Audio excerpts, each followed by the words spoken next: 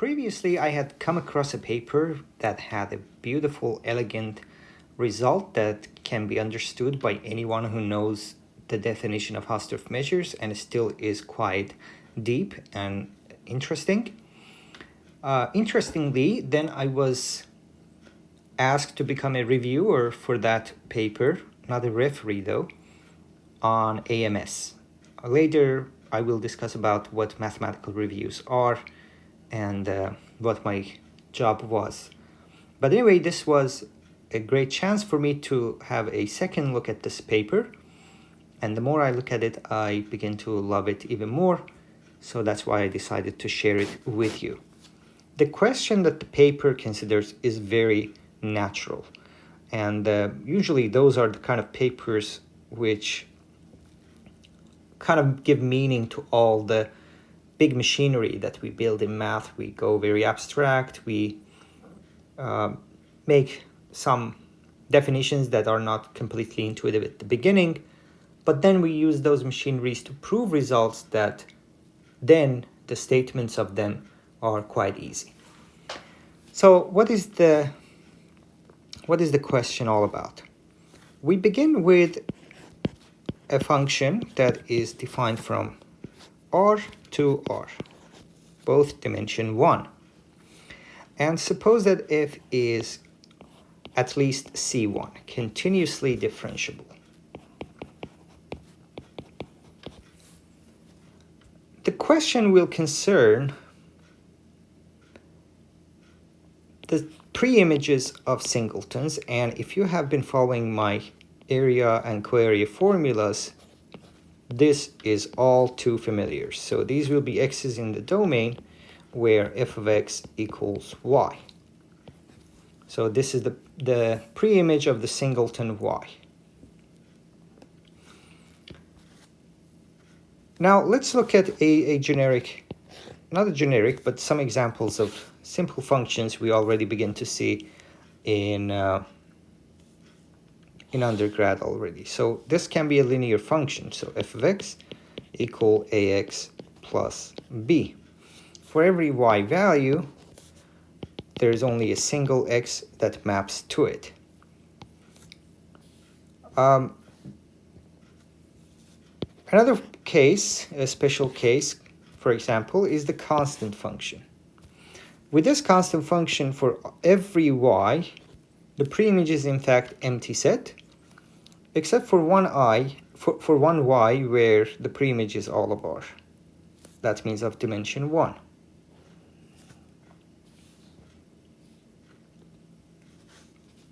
Another interesting example is a periodic function, for example, the sine function,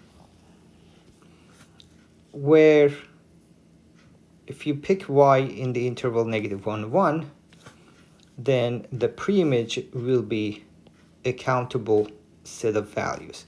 So in this case, for every point in that interval, the preimage will be infinite cardinality, of infinite cardinality. Here's some deeper theorem, which again, I've had separate videos in higher dimensions dedicated to it when we were discussing, for example, area formula. So what Sard's theorem says in this case is that the Lebesgue measure in the image of the set of x where f prime of x equals 0 is 0. So the image of the critical set of the function has measure 0. This set can also be identified as, the image of this, so f applied to it. So f applied to this set, then Lebesgue measure of that is 0. So what is the set of f of x where f prime of x equals 0? So this image can be identified as those y's such that there exists some point in f inverse of y with f prime of x equal to 0. And therefore, we're claiming that the set of y values with this property has measure 0. A follow-up to this is that the set of y for which f inverse of y is uncountable has measure 0. Proof of the corollary: if f inverse of y is uncountable, then it has an accumulation point.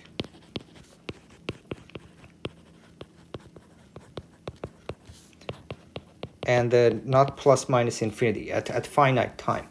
This is because you cannot just fit too many points inside R1 without having accumulation point. So you look at intervals n to n plus 1. So R is a countable union of these intervals. So n plus 1, n belonging to z. Now, f inverse of y lives somewhere in the real line.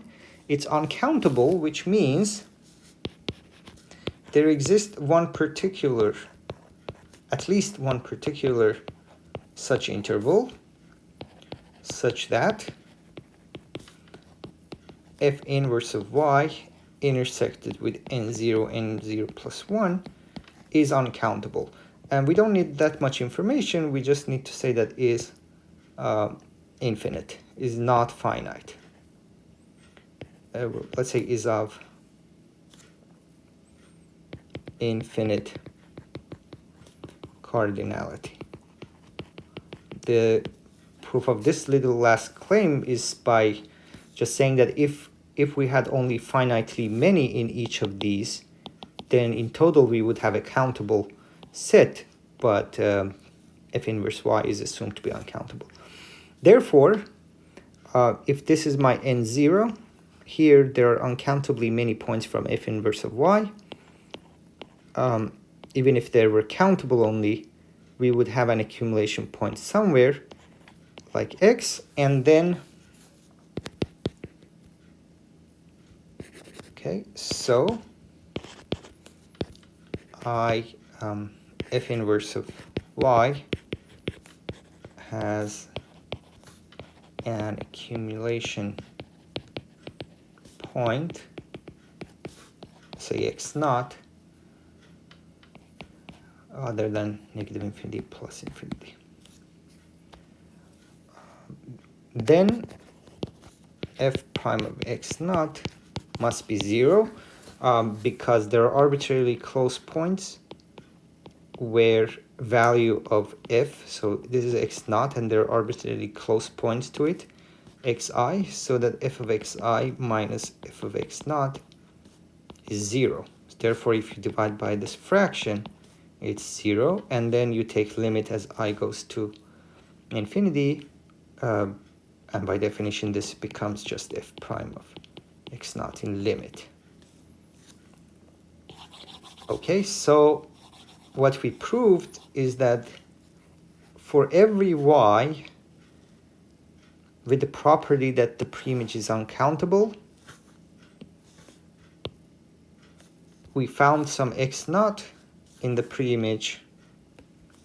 Of course, these are closed sets, so that x naught belongs to this. A preimage of singletons are closed because they are preimages of closed sets under a continuous map. And this means that y belongs to the image of the critical set. So the set of x where f prime of x equals 0. So every y with uncountable preimage is in this set. But Sard's theorem says this set has measure 0.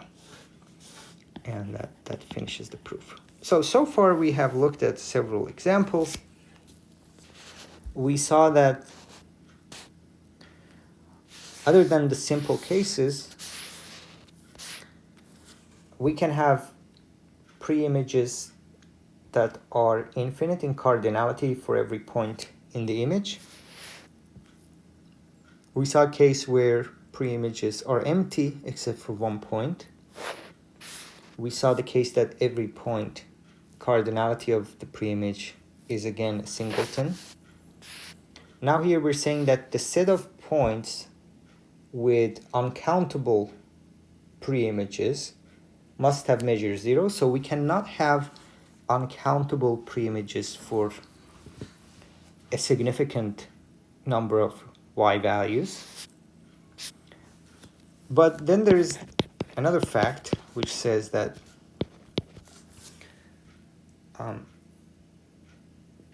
the set of those y's where f inverse of y is uncountable can be uncountable itself. It has to have measure 0, but that doesn't prevent it from being uncountable. This means that there exists some functions. Of course, I don't want to attempt to draw any, so that for an uncountable collection of y values, every time there are uncountably many, sorry, these should be here. So for uncountable number of y values, the pre-image of y would itself be uncountable down here. So f inverse of y will be a bunch of x's that map to y value, and these will be uncountable. The paper that I'm discussing looks at all dimensions, all Hausdorff dimensions. So they begin by defining this set. If you give me a function, I define and I fix a dimension between 0 and 1 because everything is in R1. And then I define the set I alpha of f to be those values y for which f inverse of y has Hausdorff dimension at least alpha. Okay. In particular, this means that f inverse of y is uncountable. But of course, uncountable could have dimension 0 as well, so this is, again, a significantly larger set. So we look at those y values whose pre-images are quite big sets. And then we ask the question, how big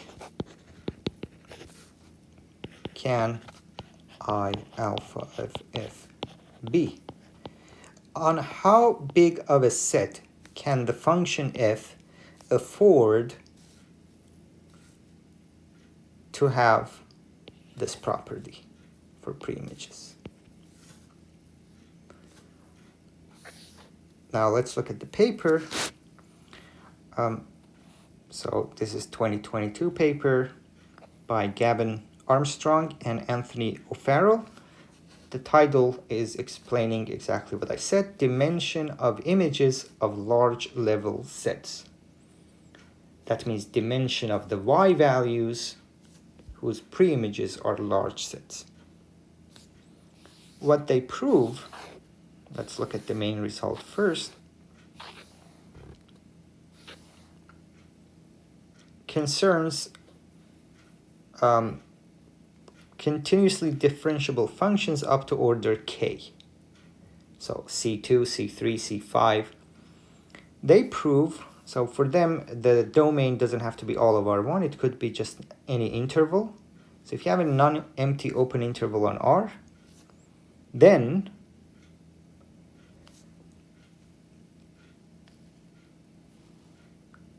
the dimension, so this L alpha F is just dimension of the bad set of Y values. What this is saying is that for every CK function, that set of Y values cannot have a Hausdorff dimension bigger than 1 minus alpha over K. So there are two parts to this. This is saying that for no matter how you try, if you fix a K times continuously differentiable function, so let's take the domain to be R for simplicity. For every K times continuously differentiable function, the dimension of this I alpha F is no more than 1 minus alpha divided by K. Notice that K is in the denominator, so if you assume more regularity, this dimension goes even further down. So that with smoother function, it's more difficult to have large level sets for large number of Y's. Because the supremum was equal, that means also the other direction is good. The other direction of the inequality holds. This means for every epsilon positive, of course, supremum doesn't have to be maximum, so we have to be careful. For every epsilon, there does exist some K times continuously differentiable function such that the dimension of the set of values with huge level sets is not much less than this number. So if you just go a little bit less than this bound, you do find functions where the pre-images have large dimension on some set of Y values who has dimension at least this much.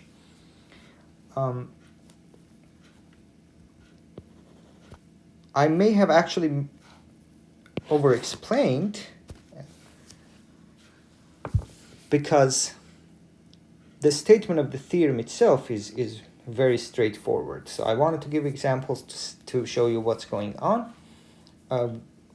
The examples I gave you were dealing with the cases alpha equals 0 and equal to 1. So this is discussing the intermediate parts. So all you need to understand this theorem is just a notion of Hausdorff dimension. You don't even need to know what is Hausdorff measure. Just the Hausdorff dimension is sufficient to understand this theorem, which is the only main result of the paper. And yeah, structure of paper. In section 2, we proved the upper bound, and in section 3, we proved the lower bound. So it's one of those papers that kind of makes you jealous in a nice way. You just appreciate how elegant and how simple the statement is, and that it could be explained to anyone who knows calculus, plus the definition of Hausdorff measure. Also, it maybe supports my opinion that Hausdorff measures deserve some place in undergraduate courses somewhere, because I don't think their definition is any more difficult than that of Riemann sums and other notions. At the same time, they are so geometric, and at least that gives people one precise definition of what dimension is, because dimension comes up a lot in everyday life and in media. So it would be nice if decently educated people at least had seen one precise mathematical definition of it once in their life. But anyway, here's this beautiful paper. You can find it on Arxiv and look at the proof and ideas in there.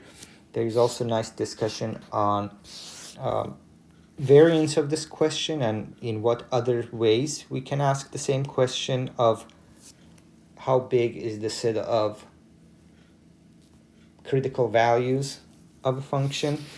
So this 1.5 page or so discussion should get you started with lots of reference to other literature.